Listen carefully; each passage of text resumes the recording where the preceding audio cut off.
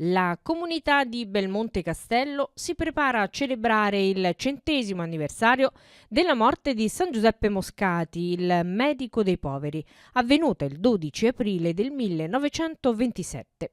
Per l'occasione sono stati organizzati i giorni di San Giuseppe Moscati con diverse celebrazioni, mostre e giornate di studi sulla persona e sulle opere del medico santo. Domenica 14 giugno, all'interno della chiesa di Santa Maria Assunta, si è tenuta una conferenza sulla figura del medico dei poveri e sulle sue opere di carità insieme a Don Angelo Mongelli, i relatori Don Luca Fallica, abate ordinario di Montecassino, e il dottor Mario Pietracupa, presidente della Fondazione Neuromed. Ci sono delle conferenze che riguardano San Giuseppe Moscati, che tra l'altro è stato a vivere per un periodo di tempo qui in questa comunità di Belmonte Castello. E allora nel 100° anniversario stiamo facendo delle cerimonie proprio per ricordare non soltanto la sua persona, ma la sua opera e la sua santità. San Giuseppe Moscati è un santo significativo del nostro tempo, anzitutto perché ha vissuto la sua chiamata alla santità nella vita quotidiana, quindi nell'impegno, nell'attività professionale, e quindi è un santo significativo per il nostro tempo perché ci ricorda che la ricerca di Dio avviene non in ambiti speciali o separati, ma dentro la vita quotidiana del mondo, svolgendo i propri impegni familiari, professionali.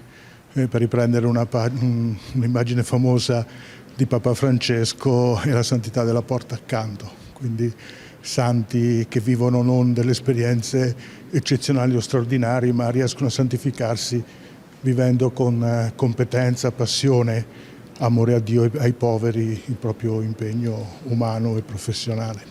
Guardi, al di là dell'aspetto religioso, che credo sia scontato per quella che è stata la figura di San Giuseppe Moscati, io credo anche sotto il profilo laico va ricostruita quella che è stata la sua figura nel mondo della sanità. Oggi parlare di sanità a volte è anche un po' imbarazzante, ci sono problemi, i pazienti spesso si lamentano, i cittadini chiedono più assistenza. San Giuseppe era un medico che assisteva il paziente, ma è stato fondamentalmente il precursore della ricerca, perché lui attraverso l'assistenza che dava ai pazienti, soprattutto indigenti, in un'epoca in cui non esisteva un sistema universalistico come quello che abbiamo oggi, lui studiava e praticamente sperimentava anche nuove terapie, soprattutto nell'ambito della diabetologia, quindi lui è stato un grande diabetologo ed è stato il primo a sperimentare l'insulina.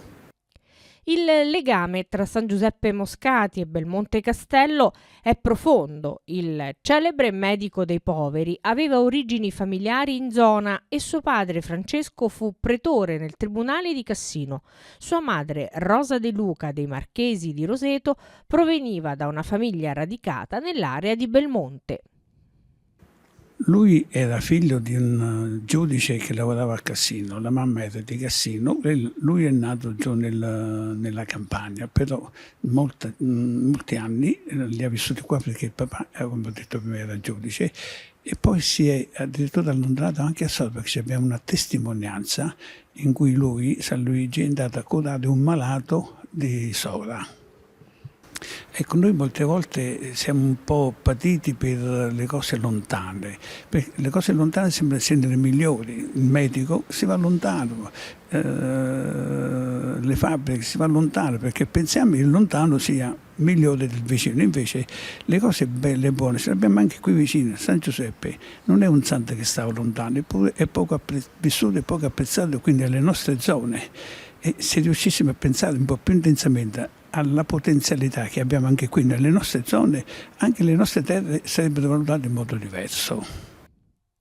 Giuseppe Moscati venne beatificato il 16 novembre 1975 a Roma da Papa Paolo VI e nel novembre del 1977 nella Chiesa del Gesù a Napoli, in occasione del cinquantenario della sua morte, il corpo del beato fu traslato dal vecchio sepolcro al nuovo posto sotto l'altare della Visitazione.